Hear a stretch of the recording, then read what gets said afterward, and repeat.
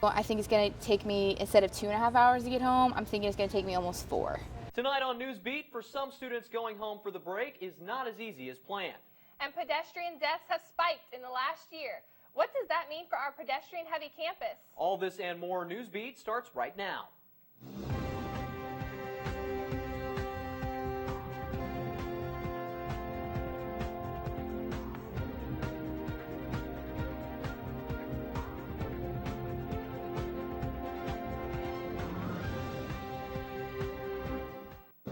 With one more day of classes before spring break, some students may need to take an alternate route home. Good evening, I'm Madeline Adams. And I'm Matt Houston. Highway officials say I-10 at Lake Charles and Beaumont is closed until Monday due to the flooding caused by last week's severe weather.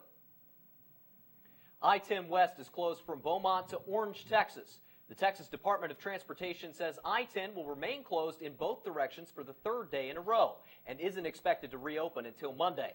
Thousands of Texas and Louisiana residents have been displaced since storms surged through the south, leading to flooding in many areas like the Sabine River. Due to the closure, alternate routes are open to lead drivers away from danger, but causes some problems in Louisiana towns.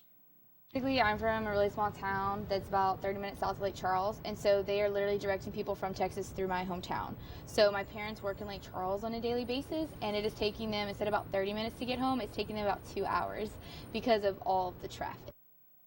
Pedestrian deaths in Louisiana are up by an estimated 10% over the last year. That's according to a recent study by the Governor's Highway Safety Association.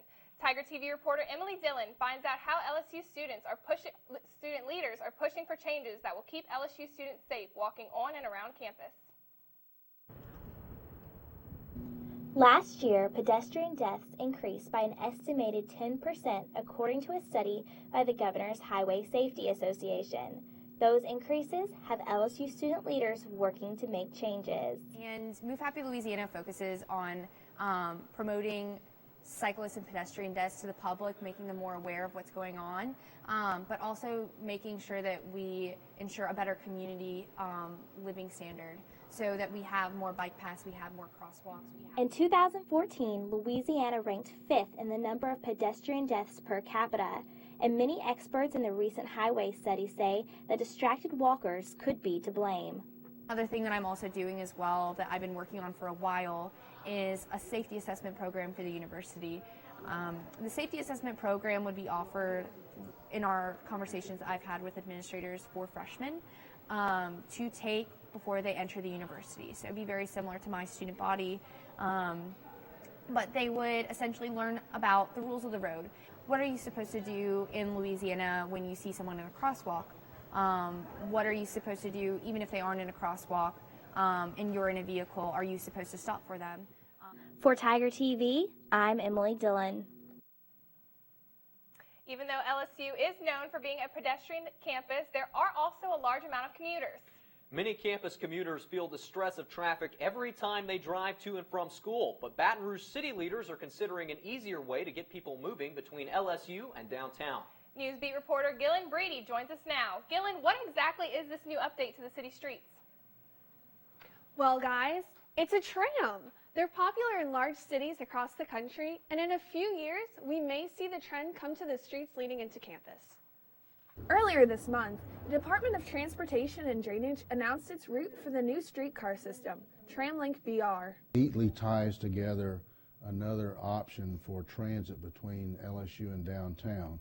It also serves some areas in the Old South Baton Rouge area and some lower income areas that need additional transportation choices. Stephen Bonnet, director of the Department of Transportation and Drainage, says that this tram system will give Baton Rouge residents options, even on game day. Since a lot of folks from LSU says, well, we think that it would be pretty neat. We could park at the parking garage downtown and take the tram to the games at LSU, and we don't have to worry about parking at LSU. Well, that's one thing, but that's just a few times a year.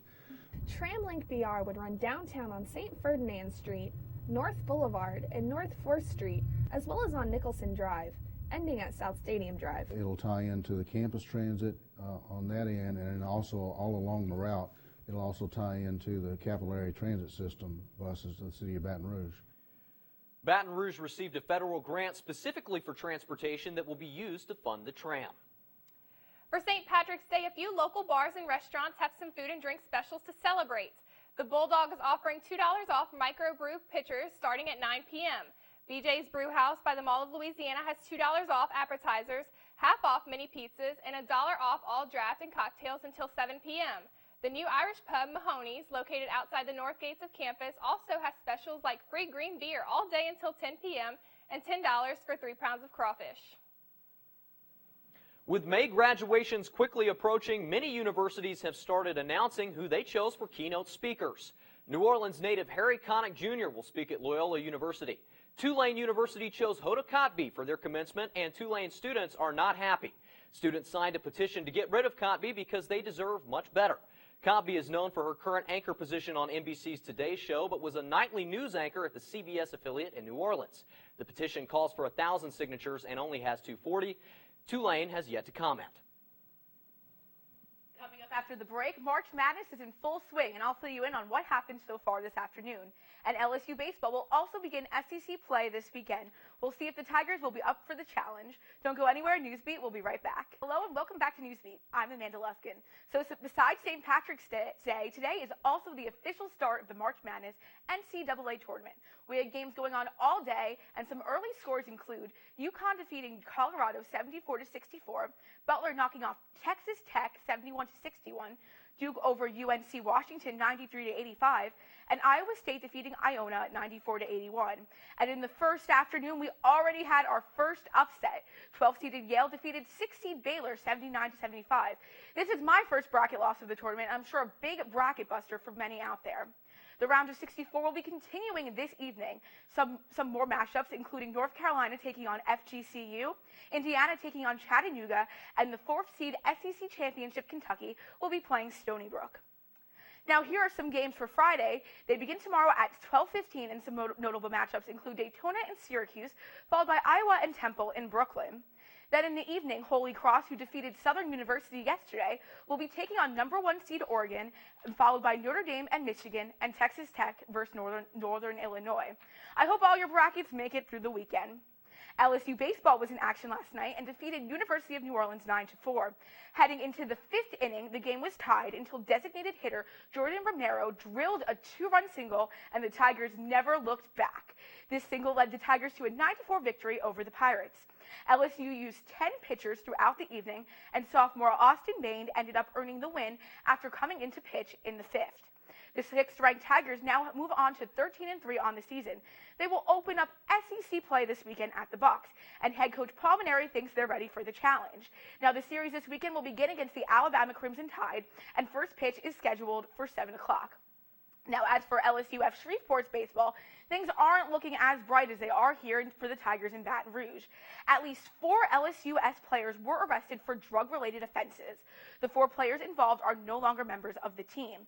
The investigation that involved the Louisiana State Police Criminal Intelligence Unit, Caddo and Shreveport Narcotics, and the United States Department of Homeland Security led to the arrest. Investigators found $33,000 of cash, a handgun, a shotgun, and $22,000 worth of narcotics.